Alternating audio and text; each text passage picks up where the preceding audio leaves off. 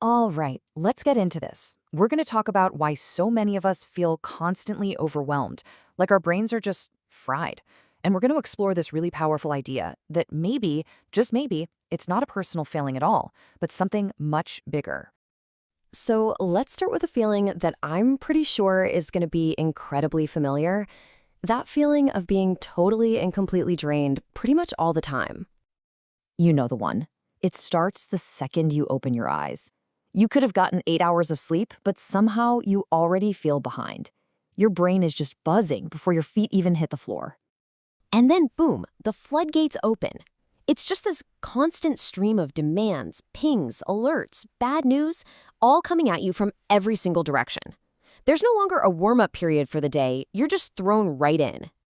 So you spend your day in this reactive crouch, right? Just trying to keep up with this endless digital tide. It doesn't really feel like you're living so much as you're just managing a never-ending to-do list that someone else created for you. And when we talk about feeling this way, what's the usual advice we get? It's always, the problem is you.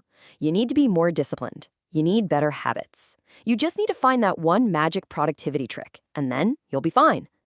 Okay, but let's just stop for a second. This is the crucial question. What if all this stress and exhaustion isn't some kind of character flaw?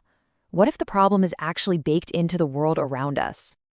And that question leads us to this fascinating idea that totally reframes the entire issue. It's something called the mismatch hypothesis. Just look at this contrast. It's wild. Our brains are basically wired for the world on the left, a place that was slower, more predictable, where stress was this short, intense thing that helped you survive.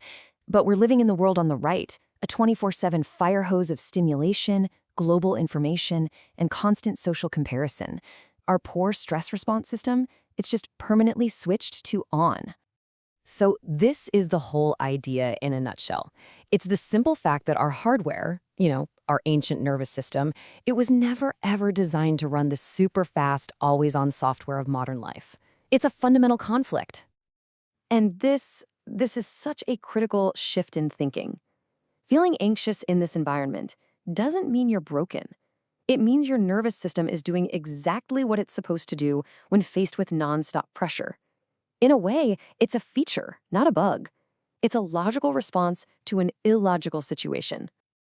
Okay, so how did we even get here? I mean, how did our world get so perfectly engineered to make us feel this way? Let's peel back the curtain a little bit, because believe me, none of this is an accident. See, our environment isn't neutral. Not at all. It's shaped by incredibly powerful financial incentives. Your attention has become one of the most valuable commodities on Earth, and there's a massive economic engine built to capture it, usually by making you feel worried or angry or like you're not enough. The business model behind so much of our digital life is, well, it's brutally simple. Calm, happy people don't scroll as much. They don't click as much. Anxious, outraged people, they can't stop refreshing. So there's a very real financial incentive to keep us all in a state of low-grade panic. So you have this external environment constantly poking at you. And what that does is it creates this really powerful and, frankly, damaging cycle inside our own heads. It's like we're playing an unwinnable game against ourselves. And here's what that loop looks like. Sound familiar? Step 1, the system creates stress. Step 2, we try to optimize our way out of it with a new app or a stricter schedule. But because the pressure is constant and systemic, we inevitably fail. And then what happens? We blame ourselves, which just adds a whole new layer of stress. And around we go. This just hits the nail on the head, doesn't it? You cannot solve a massive system-level problem with a purely individual solution. No to-do list app, no morning routine is going to fix an environment that's basically designed for permanent stimulation. So if trying to constantly fix ourselves is a trap, what's the actual answer? Well, the way forward requires a really big shift in thinking, away from optimization and toward awareness. And this lays it out so clearly. Instead of this endless cycle of self-blame and trying to be more disciplined, the real path is about understanding the system you're actually in. It's about fiercely protecting your attention, and maybe most importantly, treating yourself with a little compassion.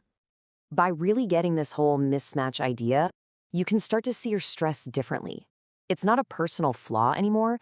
It's a valid signal from your body telling you that the environment is too much.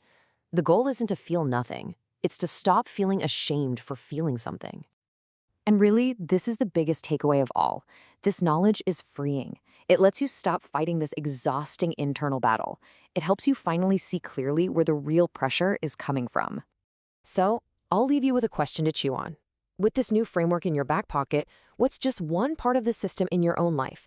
Maybe it's an app, or a habit, or some crazy expectation that you can now see a little more clearly. And maybe, just maybe, start to handle a little bit differently.